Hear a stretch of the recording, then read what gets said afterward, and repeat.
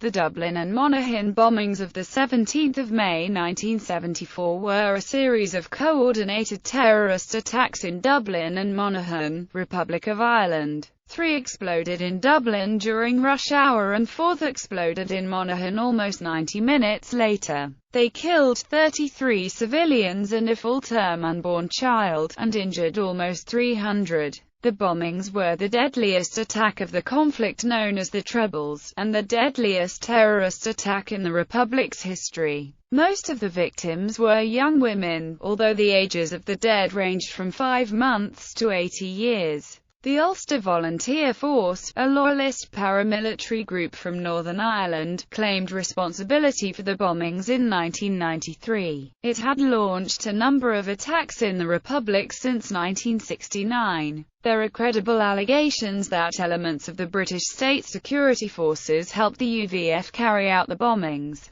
including members of the Glennon Gang. Some of these allegations have come from former members of the security forces. The Irish Parliament's Joint Committee on Justice called the attacks an act of international terrorism involving British state forces. The month before the bombings, the British government had lifted the UVF's status as a proscribed organisation. The bombings happened during the Ulster Workers' Council strike. This was a general strike called by hardline loyalists and unionists in Northern Ireland who opposed the Sunningdale Agreement. Specifically, they opposed the sharing of political power with Irish nationalists, and the proposed role for the Republic in the governance of Northern Ireland. The Republic's government had helped bring about the agreement. The strike brought down the agreement in the Northern Ireland Assembly on 28 May. No one has ever been charged with the bombings. A campaign by the victims' families led to an Irish government inquiry under Justice Henry Barron.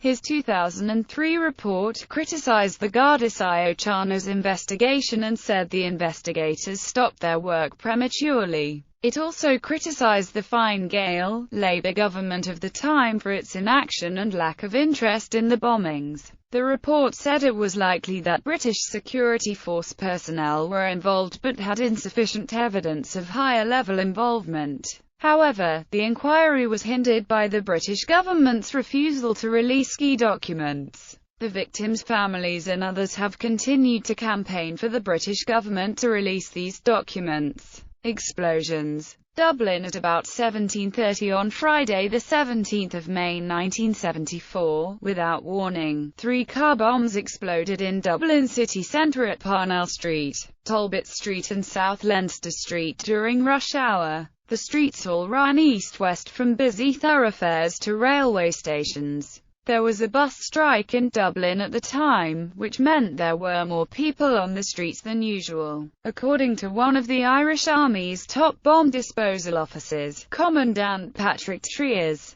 the bombs were constructed so well that 100% of each bomb exploded upon detonation. 23 people died in these explosions and 3 others died from their injuries over the following few days and weeks. Many of the dead were young women originally from rural towns employed in the civil service. An entire family from central Dublin was killed. 2 of the victims were foreign, an Italian man, and a French Jewish woman whose family had survived the Holocaust. First bomb. The first of the 3 Dublin car bombs went off at about 17:28 on Parnell Street, near the intersection with Marlborough Street. It was in a parking bay outside the Welcome Inn pub and Barry's supermarket at 93 and 91 Parnell Street respectively, and near petrol pumps. Shop fronts were blown out, cars were destroyed, and people were thrown in all directions. A brown Mini that had been parked behind the bomb was hurled onto the pavement at a right angle. One survivor described, "A big ball of flame coming straight towards us, like a great nuclear mushroom cloud whooshing up everything in its path." The bomb car was a metallic green 1970 model Hillman Avenger, registration number DR 4063. It had been facing toward O'Connell Street, Dublin's main thoroughfare. This car, like the other 2 bomb cars, had its original registration plates. It had been hijacked in Belfast that morning. 10 people were killed in this explosion, including 2 infant girls and their parents, and a World War I veteran. Many others, including a teenage petrol pump attendant, were severely injured. Second bomb. The second of the Dublin car bombs went off at about 17:30 on Talbot Street, near the intersection with Lower Gardner Street.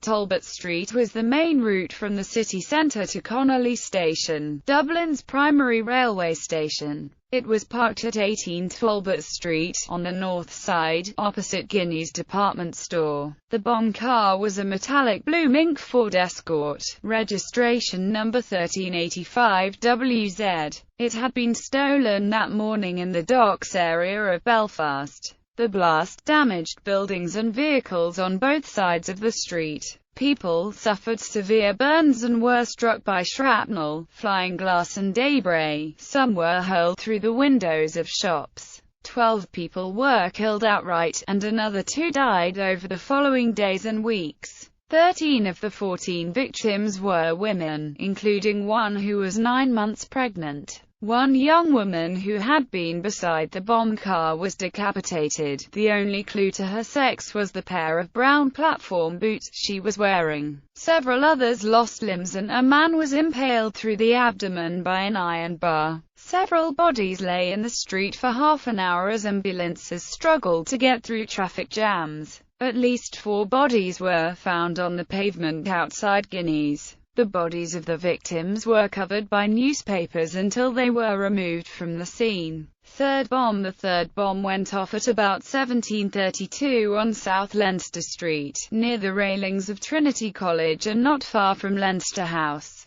the seat of the Oireachtas. 2 women were killed outright. They had been very close to the epicenter of the blast. The bomb car was a blue Austin 1800 Maxi registration number HOI 2487, like the Parnell Street car. It had been hijacked in Belfast that same morning from a taxi company. Dental students from Trinity College rushed to the scene to give first aid to the injured. Monaghan. Almost 90 minutes later, at about 18:58, a 4th car bomb exploded in the centre of Monaghan town, just south of the border with Northern Ireland. It had been parked outside Protestant-owned Grayson's pub on North Road. The car was a green 1966 model Hillman Minx registration number 6583 Oz. It had been stolen from a Portadown car park several hours before. As in Dublin, no warning had been given.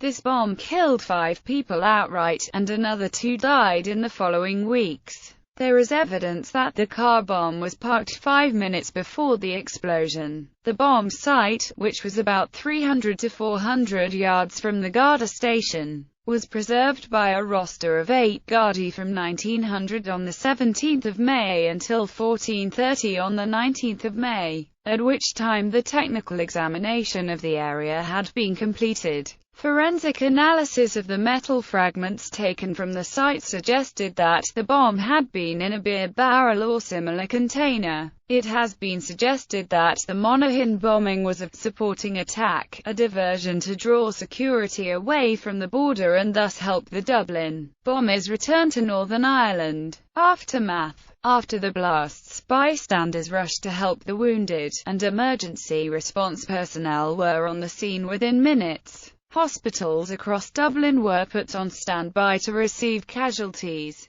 However, rescue operations in Dublin were hampered by heavy traffic due to the bus strike. Rescuers, feeling that help was not coming fast enough, lifted the dead and wounded, wrapped them in coats and bundled them into cars to get them to the nearest hospital. Garda Síochána squad cars escorted surgeons through the crowded streets to attend the wounded. Many people, on finding out what had happened, went straight away to offer blood. Paddy Doyle of Finglas, who lost his daughter, son-in-law, and 2 infant granddaughters in the Parnell Street explosion, described the scene inside Dublin's city morgue as having been like a slaughterhouse, with workers putting arms and legs together to make up a body. At 1800, after all of the dead and injured had been removed, Garda officers cordoned off the 3 bomb sites in Dublin. 15 minutes earlier, at 17:45, the orders were given to call out national cordons to stop the bombers fleeing the state. Garda officers were sent to Connolly Station, Busaras, Dublin Airport, the B&I car ferry port, and the mail boat at Dunleary.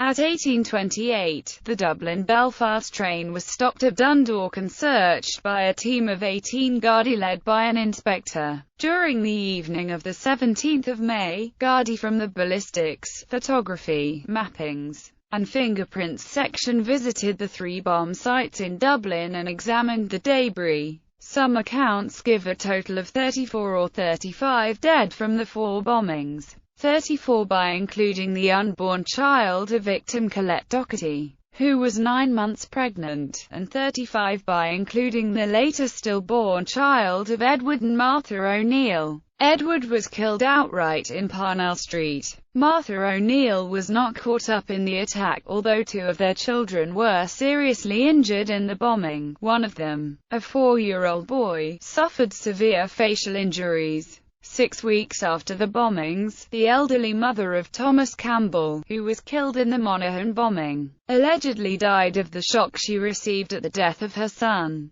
Due to the bombings, the Irish Army withdrew its troops from UN peacekeeping missions for 4 years. Reactions. In Northern Ireland, Sammy Smith, then press officer of both the Ulster Defence Association and the Ulster Workers' Council Strike Committee, said, "I am very happy about the bombings in Dublin. There is a war with the Free State and now we are laughing at them." However, neither the UDA nor UVF admitted responsibility. Captain Craig telephoned the Irish News and Irish Times, claiming responsibility for the bombings on behalf of the Red Hand Brigade, which is believed to be a cover name. The bombings were condemned by the Irish and British governments, and the Irish government vowed to pursue those responsible. However, there have been complaints from the victims' families and others about the Irish government's reaction. The Fine Gael Labour Party government refused to hold a national day of mourning, because, according to a spokesman from the Government Information Bureau, more than 1,000 people have now died in the current troubles.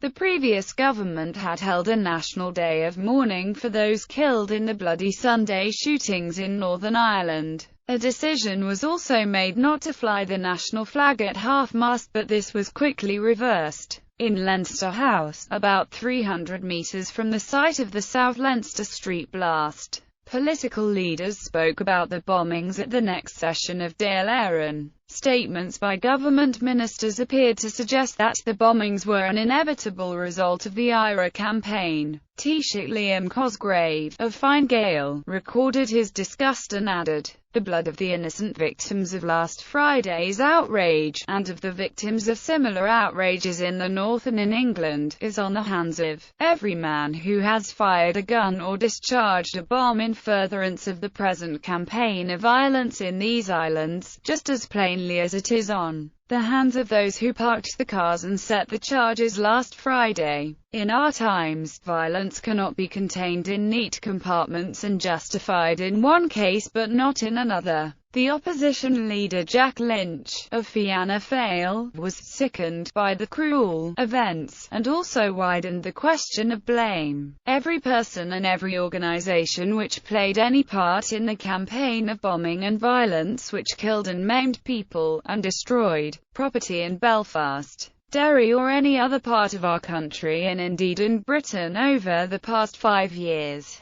shares the guilt and the shame of the assassins who actually placed these bombs on the streets of Dublin and Monaghan last Friday." In secret memos, the then British ambassador to the Republic of Ireland, Arthur Galsworthy, noted the reactions in Dublin immediately after the bombings. He said the bombings had hardened attitudes against the IRA. There is no sign of any general anti-Northern Protestant reaction. The predictable attempt by the IRA to pin the blame on the British has made no headway at all. It is only now that the South has experienced violence that they are reacting in the way that the North has sought for so long. It would be a psychological mistake for us to rub this point in. I think the Irish have taken the point.